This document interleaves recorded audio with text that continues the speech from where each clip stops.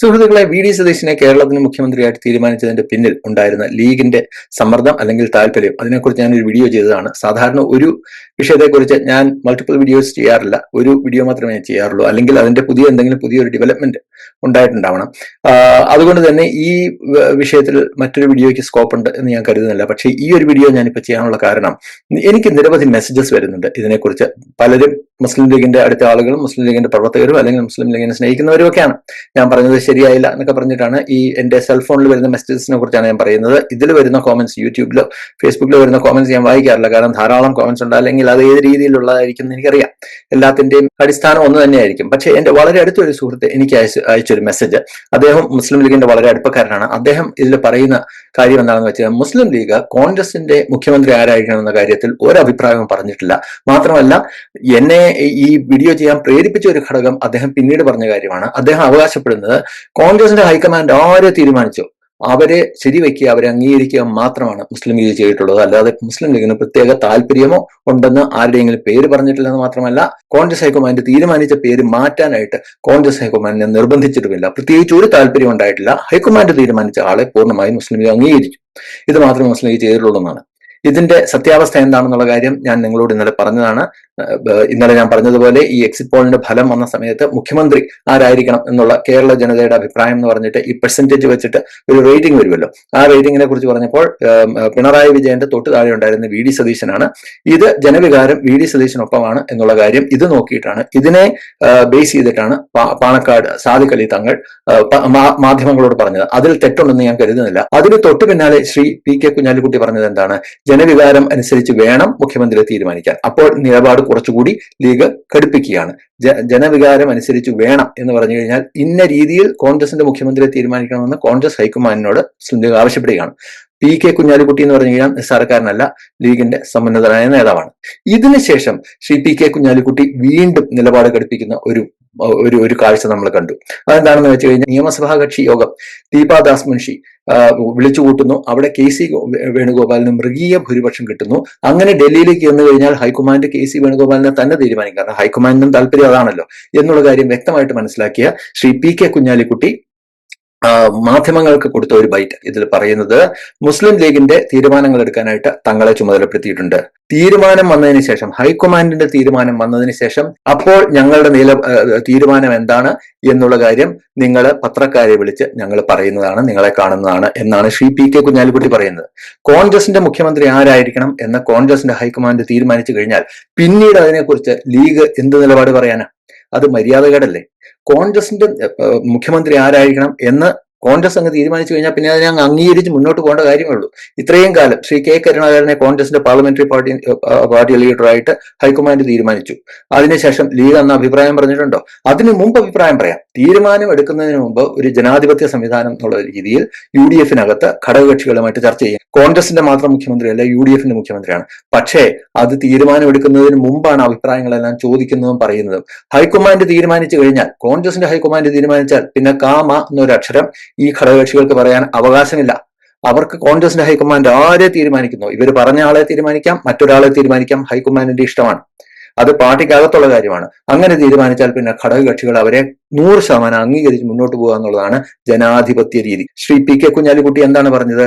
ഹൈക്കമാൻഡിന്റെ തീരുമാനം വന്നതിന് ശേഷം ഞങ്ങളുടെ നിലപാട് പറയും, ഞങ്ങൾ നിങ്ങളെ വീണ്ടും കാണും, മാധ്യമപ്രവർത്തകരോട്, പത്രക്കാരോട് ഞങ്ങളുടെ തീരുമാനം അറിയിക്കും എന്ന് വെച്ചാൽ കൃത്യമായിട്ട് ഞങ്ങൾ പറഞ്ഞ പേരല്ല ഹൈക്കമാൻഡ് തീരുമാനിക്കുന്നതെങ്കിൽ അപ്പോൾ ഞങ്ങളുടെ നിലപാട് മാധ്യമങ്ങളോട് പറയും എന്നുള്ള ഇതേ നിലപാടിൽ മുസ്ലിം ലീഗ് അവസാന നിമിഷം വരെ തുടർന്നത്. അതിന്റെ ഫലമായിട്ടാണ് തലേന്നല്ല പിറ്റേന്ന് ഈ വി ഡി സതീശനെ പ്രഖ്യാപിക്കുന്ന അന്ന് രാവിലെ വരെ ഹൈക്കമാൻഡ് കെ സി വേണുഗോപാലിനെ തന്നെയാണ് തീരുമാനിച്ചിരുന്നത്. പക്ഷെ അവസാന നിമിഷമാണ് രാഹുൽ ഗാന്ധിക്കും പ്രിയങ്ക ഗാന്ധിക്കും മനസ്സിലായത് അവർക്ക് കേരളത്തിൽ അവരുടെ വ്യക്തിപരമായിട്ടുള്ള നിലനിൽപ്പ് വരെ അപകടത്തിലാവും ലീഗിനെ പിണക്കിയാൽ. അതുകൊണ്ട് ഇത് വലിയ അബദ്ധമാവും. പിന്നീട് പലരും, ഞാൻ നേരത്തെ തന്നെ നിങ്ങളോട് പറഞ്ഞിട്ടുള്ളതാണ്, കെ സി വേണുഗോപാൽ വന്നു കഴിഞ്ഞാൽ ഉപതെരഞ്ഞെടുപ്പ് വരും, ഉപതെരഞ്ഞെടുപ്പിൽ ലീഗ് എന്ത് ചെയ്തു, എന്ത് വില കൊടുത്തു ഈ കെ സി വേണുഗോപാലിനെ തോൽപ്പിക്കും ഉപതെരഞ്ഞെടുപ്പിൽ. മാത്രമല്ല, കെ സി വേണുഗോപാൽ രാജിവെക്കുന്ന പാർലമെന്റ് സീറ്റ്, ലോക്സഭാ സീറ്റിലും ലീഗ് കോൺഗ്രസ് സ്ഥാനാർത്ഥിയെ തോൽപ്പിക്കും.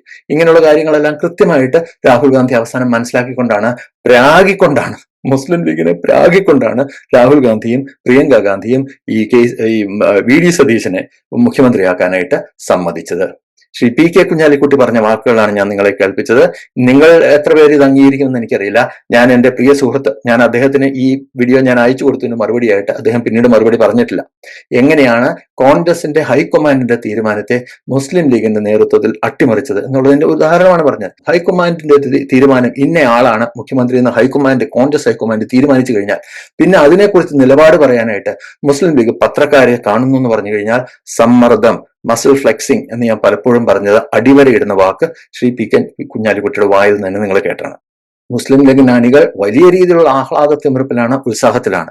പലരും പറയുന്ന വിജയാഹ്ലാദമാണെന്നാണ്. എന്ത് വിജയാഹ്ലാദമാണ്? ഈ വിജയാഹ്ലാദം CPM-നെയും LDF-നെയും പിണറായി വിജയനെയും തോൽപ്പിച്ചതിന്റെ വിജയാഹ്ലാദമല്ല. അങ്ങനെയാണെങ്കിൽ ഞാൻ നേരത്തെ പറഞ്ഞതുപോലെ 10 ദിവസം മുമ്പാണ് വിജയാഹ്ലാദം വരേണ്ടിയിരുന്നത്. ഈ വിജയാഹ്ലാദം കോൺഗ്രസിന്റെ ഹൈക്കമാൻഡിനെ തോൽപ്പിച്ച വിജയാഹ്ലാദം കണ്ടോ. വെറും 22-23 MLA-മാർ മാത്രമുള്ള ഞങ്ങൾ 63 MLA-മാരുള്ള നിങ്ങളെ തോൽപ്പിച്ചിരിക്കുന്നു. കോൺഗ്രസ് ഹൈക്കമാൻഡിന് കൊടുക്കുന്ന വ്യക്തമായ സന്ദേശമാണ്. കോൺഗ്രസിന്റെ ഹൈക്കമാൻഡ് ഡൽഹിയിലല്ല, പാണക്കാടാണ്. ഞങ്ങളാണ് തീരുമാനിക്കുന്നത് എന്ന് തന്നെയാണ് ലീഗിന്റെ അണികൾ കൃത്യമായിട്ട് കോൺഗ്രസ് ഹൈക്കമാൻഡിനോട് പറയുന്നത്, തെരുവിലെ പ്രകടനങ്ങൾ നിങ്ങൾ നോക്കൂ. ഈ വിജയാഹ്ലാദം കോൺഗ്രസ് ഹൈക്കമാൻഡിനെതിരെയുള്ള വിജയാഹ്ലാദം മാത്രമല്ല, ഇവിടെയുള്ള മറ്റ് സമുദായ സംഘടനകൾ, ഞാൻ പലപ്പോഴും പല വീഡിയോസിലും ഈ NSS-നെ SNDP-യെ എല്ലാം ഞാൻ വിമർശിച്ചിട്ടുള്ളതാണ്, ശക്തമായിട്ട് വിമർശിച്ചിട്ടുള്ള അവരുടെ പല നിലപാടിനോടും എനിക്ക് യോജിപ്പില്ല. പക്ഷേ ഈ രീതിയിൽ മുസ്ലിം ലീഗിന്റെ പ്രവർത്തകർ തെരുവിൽ SNDP-യുടെയും NSS-ന്റെയും അതുപോലെയുള്ള, ഇനിയിപ്പോ നാളെ ക്രൈസ്തവ സഭയുടെ ആയിരിക്കും, അതുകൊണ്ട് പറയാം. പക്ഷെ മുസ്ലിം ലീഗ് ഇത്രയും കാലത്തെ അവരുടെ രാഷ്ട്രീയ ചരിത്രം നോക്കിക്കഴിഞ്ഞാൽ ഇങ്ങനെ അണികളെ തെരുവിൽ അഴിഞ്ഞാടാനായിട്ട് അവർ വിടാറില്ല. പക്ഷെ ഇപ്പോൾ മുസ്ലിം ലീഗിന്റെ നിലപാട് മാറിയിരിക്കുന്നു. അണികൾ അല്ലെങ്കിൽ ഈ ജനക്കൂട്ടം കയ്യിലെടുക്കുന്നു, മുസ്ലിം ലീഗിന്റെ കാര്യങ്ങളെയും കയ്യിലെടുക്കുന്നു, മുസ്ലിം ലീഗിന്റെ നേതൃത്വത്തെ പോലും ധിക്കരിച്ചുകൊണ്ട്. കഴിഞ്ഞ ദിവസം ഒരു പ്രകടനം നടന്നപ്പോൾ നേതൃത്വം പറഞ്ഞതാണ്, നിങ്ങൾ ചെയ്യരുത്, അവിടെ ഇടുക്കിയിൽ അച്ചടക്ക നടപടി. ഇപ്പൊ ഇന്ന് മറ്റൊരു സ്ഥലത്ത് വെള്ളമുണ്ട, അതെവിടെയാണെന്ന് എനിക്കറിയില്ല. ഞാൻ ഒരാളോട് ചോദിച്ചപ്പോൾ വയനാടാണെന്നാണ് പറഞ്ഞത്. എനിക്ക് കൃത്യമായിട്ട് അറിയില്ല കേട്ടോ, ഇനി തിരുവനന്തപുരം അങ്ങനെ വല്ലതും എനിക്കറിയില്ല. ഏതായാലും ഈ വെള്ളമുണ്ട എന്ന് പറയുന്ന സ്ഥലത്തും ഇതുപോലെ തന്നെ വെള്ളാപ്പള്ളി നടേശന്റെ കോലം കത്തിച്ച പ്രകടനം. വെള്ളാപ്പള്ളി നടേശനോ സുകുമാരൻ നായരോ ഒന്നും വിമർശനത്തിന് അതീതരല്ല. കോലം കത്തിക്കുന്നതൊക്കെ നമ്മുടെ നാട്ടിൽ സ്ഥിരമായിട്ട് നടക്കുന്ന പരിപാടിയാണ്. പക്ഷെ മുസ്ലിം ലീഗിന്റെ അണികൾ ലീഗിന്റെ കയ്യിൽ നിന്ന് പുറത്തേക്ക് പോകുന്നു, ലീഗിന്റെ പിടിവിട്ട് പോകുന്നു എന്നുള്ളത് വളരെ അപകടകരമായ ഒരു സന്ദേശമാണ്. ഈ കേരളത്തിലെ മതേതര സമൂഹം എന്നാണല്ലോ പറയുന്നത്, മതേതര സമൂഹത്തിന് കൊടുക്കുന്നതെന്ന് നമ്മൾ കൃത്യമായിട്ട് മനസ്സിലാക്കേണ്ടതാണ്. ഞാൻ പലപ്പോഴും പറഞ്ഞിട്ടുള്ള കാര്യമാണ്, മുസ്ലിം വിഭാഗങ്ങൾക്കിടയിൽ ഒരു തീവ്ര ചിന്താഗതിയുള്ള വിഭാഗങ്ങളെ നിലയ്ക്ക് നിർത്തുന്നത് തീർച്ചയായിട്ടും മുസ്ലിം ലീഗ് തന്നെയാണ്. അതിന് മുസ്ലിം ലീഗിന് വലിയൊരു പങ്കുണ്ട്. പക്ഷെ ചങ്ങലയ്ക്ക് ഭ്രാന്ത് പിടിച്ചാൽ എന്ത് സംഭവിക്കും? ആ മുസ്ലിം ലീഗിന്റെ അണികൾക്ക് തന്നെ ഭ്രാന്ത് പിടിച്ചു കഴിഞ്ഞാൽ എന്ത് സംഭവിക്കുന്നതാണ് ഇപ്പൊ ഈ കാണുന്നത്. ഇത് കൃത്യമായിട്ട് മറുവശത്ത് ഒരു പോളറൈസേഷൻ സ്വാഭാവികമായിട്ട് ഉണ്ടാകാനായിട്ടുള്ള വഴിമരുന്നിട്ട് കൊടുക്കുന്ന മുസ്ലിം ലീഗിന്റെ പ്രവർത്തകരാണ്. അപ്പൊ എന്തുകൊണ്ടാണ് പ്രവർത്തകർ ഈ രീതിയിൽ അഴിഞ്ഞാടുന്നത്? ഇപ്പോ കൃത്യമായിട്ട് നേതൃത്വം തുടക്കത്തിൽ അവർക്ക് കൊടുത്ത ഉത്തേജനം. ശ്രീ പി.കെ. കുഞ്ഞാലിക്കുട്ടി പറഞ്ഞല്ലോ, ഞങ്ങൾക്ക് കോൺഗ്രസ് ഹൈക്കമാൻഡിന്റെ തീരുമാനം വന്നു കഴിഞ്ഞാൽ ഞങ്ങളുടെ പ്രതികരണം അറിയിക്കും, ഞങ്ങൾ നിങ്ങളെ മാധ്യമ പ്രവർത്തകരെ കാണും. അത് എന്തിന്റെ പേരിലാണ് അത് പറഞ്ഞത്? ലീഗിന്റെ അണികൾ എല്ലാ കാര്യങ്ങളും തെരുവിൽ കൈകാര്യം ചെയ്തോളും. എല്ലാ കാര്യങ്ങളും തെരുവിൽ ഈ സമ്മർദ്ദത്തിൽ, കോൺഗ്രസിനെ സമ്മർദ്ദത്തിലാക്കി സോഷ്യൽ മീഡിയയിലും തെരുവിലും വിസിബിൾ ആയിട്ടുള്ള പ്രൊട്ടസ്റ്റ് സംഘടിപ്പിച്ച് ആ സമ്മർദ്ദത്തിൽ സ്വന്തം ആളെ വി.ഡി. സതീശനെ മുഖ്യമന്ത്രിയാക്കാം എന്നുള്ള ഒരു തന്ത്രമായിരുന്നു. അപ്പോൾ ആ രീതിയിൽ തെരുവിലേക്ക് ഈ പ്രവർത്തകരെ ഇറക്കിവിട്ട നേതൃത്വത്തിന് തന്നെയാണ് ഇതിലും ഉത്തരവാദിത്വം എന്നാണ് ഞാൻ ഈ പറഞ്ഞു വരുന്നത്. ഞാനിവിടെ ഈ റിവേഴ്സ് പോളറൈസേഷൻ ഇതിനെതിരെ ഉണ്ടാകുന്ന ഞാൻ പറയാനുള്ള കാരണം, ഇവരുടെ ഈ പ്രകോപനപരമായ മുദ്രാവാക്യങ്ങൾ മാത്രം നോക്കിയാൽ മതി. യൂത്ത് ലീഗോ ആരാണ് ഇപ്പൊ ഈ സമരം നടത്തുന്നത്, ഈ പ്രതിഷേധം നടത്തുന്നതെന്ന് പറഞ്ഞു കഴിഞ്ഞാൽ അവരുടെ മുദ്രാവാക്യം, അവർ പറയുന്ന പ്രധാനപ്പെട്ട ഒരു കാര്യം, ലീഗ് പറയും നിയമങ്ങൾ ബാക്കിയുള്ളവരെല്ലാം അനുസരിക്കുന്നതാണ്. ഇതൊക്കെ ഏത് നാട്ടിൽ നടക്കുന്ന കാര്യമാണ്? ഇവിടെ കൃത്യമായിട്ട് ഈ മുസ്ലിം ലീഗിനെതിരെയും അല്ലെങ്കിൽ മുസ്ലിം വിഭാഗങ്ങൾക്കെതിരെയുമുള്ള ഒരു ആക്ഷേപം എന്ന് പറയുന്നത് എന്താ? 2047 ഇസ്ലാമിക രാഷ്ട്രം സ്ഥാപിക്കാൻ പോകുന്നു എന്നുള്ളതാണ്. അതിനെ ശരിവെക്കുന്ന രീതിയിലല്ലേ ഇപ്പൊ ഇവർ ഈ രീതിയിലുള്ള തലതെറിച്ച അല്ലെങ്കിൽ കൈവിട്ട മുദ്രാവാക്യങ്ങൾ വിളിക്കുന്നത്? ലീഗ് പറയും നിയമങ്ങൾ ബാക്കിയുള്ളവരെല്ലാം അനുസരിക്കുന്നു പറഞ്ഞു കഴിഞ്ഞാൽ ഇത് ഏത് നാട്ടിലാ? കേരളത്തിലോ ഇന്ത്യയിലോ നടക്കില്ല എന്നുള്ള കാര്യം ബോധമുള്ള മനുഷ്യർക്ക് എല്ലാം ചിന്തിച്ചറിയാവുന്ന കാര്യമാണ്. പിന്നെ ഇവർ എന്തിനാണ് കിടന്ന് ചാടുന്നത്? എനിക്കൊരു പിടിയും കിട്ടുന്നില്ല. ഇത് സ്വയം കുഴി വെട്ടി ഇപ്പൊ അധികാരം സത്യപ്രതിജ്ഞ പോലും ചെയ്തിട്ടില്ല. അതിനു മുമ്പ് ഇതാണ് മസിൽ ഫ്ലെക്സിംഗ് എങ്കിൽ ഇതിനെ ഞാൻ പൂർണ്ണമായിട്ടും ലീഗിന്റെ നേതൃത്വത്തെ അവർക്ക് ധാർമ്മിക ഉത്തരവാദിത്വമുണ്ട്, കാരണം അവരാണ് ഇവരെ കയറൂരി വിട്ടത്. പക്ഷേ ലീഗിന്റെ നേതൃത്വത്തെ, സംസ്ഥാന നേതൃത്വത്തെ ഞാൻ കുറ്റപ്പെടുത്തുന്നില്ല. കാരണം ജനക്കൂട്ടം എന്ന് പറഞ്ഞ ഇതാണ്. അവർക്ക് അനാവശ്യമായിട്ടുള്ള ഈ പിന്തുണയും അനാവശ്യമായിട്ടുള്ള രീതിയിലുള്ള അവർക്ക് ഉത്തേജനവും കൊടുത്തു കഴിഞ്ഞാൽ പിന്നീട് അത് കൈവിട്ടു പോകും. ചെറിയ ഒരു തീയാണെങ്കിൽ അണയ്ക്കാൻ സാധിക്കും, കാട്ടുതീ ആയി കഴിഞ്ഞാൽ പിന്നെ വലിയ പ്രയാസമാണ്. അതാണ് ഇപ്പൊ ലീഗ് നേതൃത്വം നേരിട്ടുകൊണ്ടിരിക്കുന്ന വിഷമസന്ധി. അവസാനം ഒരു കാര്യവും കൂടെ പറഞ്ഞിട്ട് ഞാൻ അവസാനിപ്പിക്കാം. ഈ ജാതീയമായിട്ടുള്ള അധിക്ഷേപം ഉണ്ടല്ലോ, അതായത് ഈ എടാ നായരെ, എടോ നായരെ, അല്ലെങ്കിൽ നീ ഒരു നായരല്ലേ എന്നൊക്കെയുള്ള അധിക്ഷേപം ഇതിനു മുമ്പും ഞാൻ ചില വീഡിയോസ് ചെയ്യുന്ന സമയത്ത് എനിക്ക് വന്നിട്ടുണ്ട്. ഇപ്പൊ ഈ കഴിഞ്ഞ ദിവസം അത് വളരെയധികം കൂടുതലായിരിക്കും. ഞാൻ കോമന്റ്സ് വായിക്കാറില്ല കഴിഞ്ഞ 2-3 ദിവസമായിട്ട്, അതുകൊണ്ട് എനിക്ക് കൃത്യമായിട്ട് അതിനെക്കുറിച്ച് അറിയില്ല. അങ്ങനെ ഉണ്ടാകാനുള്ള സാധ്യത വളരെ കൂടുതലാണെന്ന് എനിക്കറിയാം, കാരണം ഇതിനു മുമ്പ് ഞാൻ നേരിട്ടുള്ളതാണ്. ഇതേ അധിക്ഷേപം തന്നെ ഈ കഴിഞ്ഞ ദിവസം മുസ്ലിം ലീഗിന്റെ റാലിയിലും വന്നു. പെരുന്നയിലെ നായരെ എന്ന് വിളിച്ചു. അപ്പൊ ഈ ജാതി പറയരുത്, മതം പറയരുത്, നമ്മളെല്ലാവരും ഏകോദര സഹോദരങ്ങളാണ് എന്നൊക്കെ പറഞ്ഞിരുന്ന ആളുകളാണ് പെട്ടെന്ന് ഒരു ചെറിയൊരു വിജയം കയ്യിലെത്തി കഴിഞ്ഞപ്പോഴേക്കും അവരുടെ മസിൽ ഫ്ലെക്സിങ്ങിന്റെ ഭാഗമായിട്ട് പെരുന്നയിലെ നായരെ എന്ന് വിളിച്ചിട്ട് അവര് മുദ്രാവാക്യം വിളിക്കുന്നത്. ഇത് ജാത്യാധിക്ഷേപമാണോ അല്ലയോ എനിക്ക് അതൊന്നും പ്രശ്നമല്ല. ഇനിയിപ്പോ നായരെ എന്ന് വിളിച്ചു കഴിഞ്ഞാൽ നായരല്ലേ.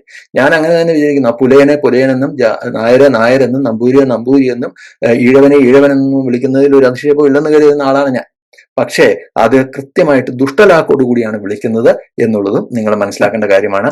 അപ്പോ സംസാരം വേറൊരു വഴി, പ്രവൃത്തി വേറൊരു വഴി എന്നുള്ളത് മുസ്ലിം ലീഗിനെ പോലെയുള്ള ഒരു പാർട്ടിയുടെ അണികൾ പോലും വളരെയധികം കേരള സംവിധാനത്തിൽ പ്രവർത്തിക്കുന്ന, ഇതുവരെ കേരളത്തിന്റെ സമൂഹത്തിൽ ഏറെ ബഹുമാനിക്കപ്പെടേണ്ട രീതിയിൽ പ്രവർത്തിച്ചിട്ടുള്ള മുസ്ലിം ലീഗ് എന്ന് പറയുന്ന പാർട്ടിയുടെ അണികൾ പോലും ഇപ്പോൾ ഈ വിധം ജാത്യാധിക്ഷേപങ്ങളിലേക്കും അതുപോലെ തീവ്രമായിട്ടുള്ള പ്രവർത്തികളിലേക്കും ചിന്തകളിലേക്കും പ്രകോപനപരമായ മുദ്രാവാക്യങ്ങളിലേക്കും പോകുന്നു എന്ന് പറയുന്നത് തീർച്ചയായിട്ടും മുസ്ലിം ലീഗിന് ഇൻ ദി ലോങ് റൺ ദോഷം ചെയ്യും, മറ്റ് പലർക്കും ഗുണം ചെയ്യും എന്നുള്ള കാര്യം ഓർമ്മിപ്പിച്ചുകൊണ്ട് ഞാൻ അവസാനിപ്പിക്കുന്നു. Thank you. ജയ് ഹിന്ദ്.